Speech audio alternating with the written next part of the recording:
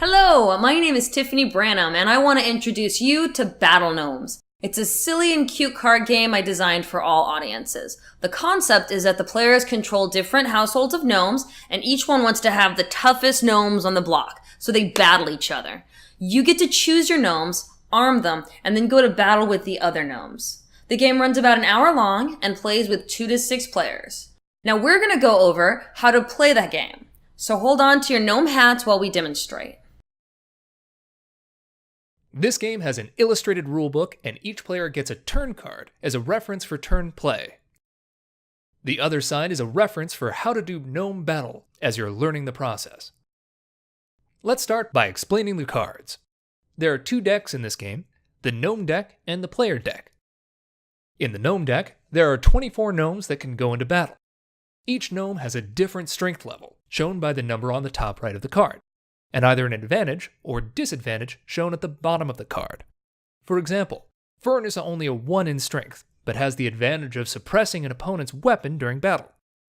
Aloe, on the other hand, is a 3 in strength, but can only have 1 item attached. The default is that gnomes can have 1 weapon and 1 defense attached at any time. You will ultimately battle with 1 or 2 gnomes at a time. In the player deck, there are 4 kinds of cards you can use to strengthen your gnomes or damage your opponents. On the cards, there is a gnome hat in the upper right that represents important information. If it is a number, it indicates strength. If there's an asterisk, it means that down in the subtext, you have to check for an extra rule or instruction. Any bold, upright text at the bottom is an instruction, but the italicized text is just for flavor. Along the side, you can see what type of card it is, which is color-coded for fast recognition. Now let's get the gnomes set up. To start, you can give your gnomes weapons and defense cards, which are red. You must attach these to specific gnomes. By default, your gnomes can carry 1 weapon and 1 defensive item.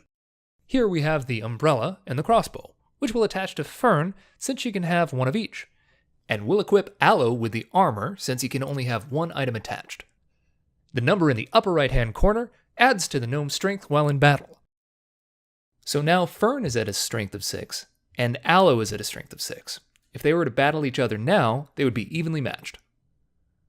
Next, there are yard items, purple, which apply to all of your gnomes once in battle. So even if you have 2 gnomes in battle, you would only count the +3 on this mini catapult to your overall score 1 time. This household is worth 6, plus 6, plus the mini catapult, which is 3, for a total of 15 strength, if went into battle with both gnomes. You can have up to 3 yard items at a time. Attachments and yard items make up your gnome household. Action cards and battle items get played directly from your hand. Battle items are blue and can be played when you're in battle, or during anyone else's battle. Here we have the old Easter egg. You can throw it into an opponent's yard to remove 2 points from their battle score, and once the battle is over, it gets discarded. Some battle items are specified as thrown, like birdseed. It may have a special effect, instead of having a base strength that is +1 per opposing gnome. Last, we have action cards, which are slightly more complicated. Action cards are yellow, which can be played on your turn and provide instructional subtext on every card. You can play action cards in 4 ways, and they're identified at the top. This card, Never Happened, is specifically a response card, so it has an R at the top. Cards with a B must be played in battle. Cards with a T must be played as a turn action other than battle. And cards with an A can be played anytime on your turn. So that is B for battle, R for response, A for anytime, and T for turn action that isn't battle. The subtext will also help in indicating how to use the card accurately. Those are the cards of Battle Gnomes. Let's move into the game. For setup, everyone gets a turn card and are dealt 5 cards from the player deck. Next is gnome selection. Lay out 3 gnomes in the gnome deck. The first player selects a gnome and places in front of themselves. It gets replaced immediately with another gnome from the gnome deck. This continues clockwise until each player has a gnome. The final person to select then gets to pick another gnome, and selection goes back counterclockwise until everyone has 2 gnomes. Once everyone has 2 gnomes, every player may lay down 1 attachment and 1 yard item, if they have it in hand, and then draw back up to 5 cards. The player to the left of the first gnome selector begins the game, and play goes clockwise. Your turn goes as follows. If you start your turn with less than 2 gnomes, you automatically recruit a gnome from the available gnome options. As for your cards, you may discard your whole hand. Next, draw back up to your hand size. The default is 5 cards, but some gnomes alter that. If you have more than your hand size, you do not have to discard, but you cannot draw any new cards until you are below your hand size. Now you have 3 options to choose from. First, you can recruit more gnomes. Even though you can only fight with 2 gnomes at a time, you can have up to 4 in your household. This is a good choice if you want to have options, and you may see a gnome that you really want to have. If you recruit a gnome, that is all you do on your turn. Another option is the Organize action. Select this to lay down attachments and yard items. If you have several items in your hand, it is your best bet for getting prepared for battle. You can also rearrange who gets what on your gnomes in play. Remember, you draw up at the beginning of your turn and after a battle. The third option is Battle. You cannot equip the same turn you go into battle. Turn your turn reference card over so you can see an easy guide for gnome battle. Step 1 is to choose your opponent and 1 or 2 gnomes to fight with. In this situation, the aggressor is going to take Leaf into battle. With a yard item, Leaf is worth 5 points. The defending household can choose the gnome to defend with. And they have chosen Terra, who is worth 4. Now we are at 4 versus 5, with the aggressor currently winning.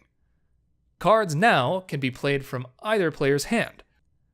The defender plays building blocks and is now winning, but the aggressor responds with a ceramic frog, giving him 1 more point than his opponent.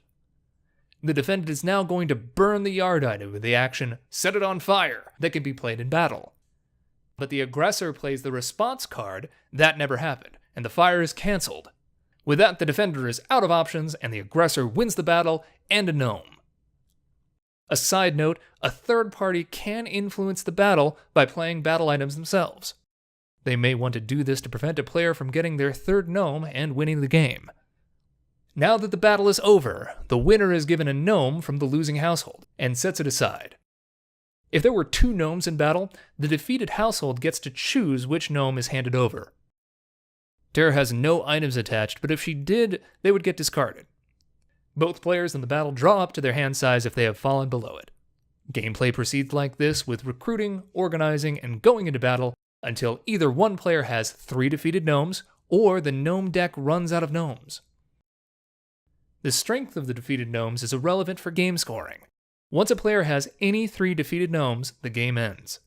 If the gnome deck runs out before that happens, all players get 1 more turn, and then the game is over.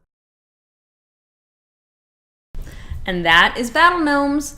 You can also download the rules direct from the website. Check out our upcoming video, which will show a full game being played. Until then, good luck in your battles. I hope you have what it takes to be a top gnome household.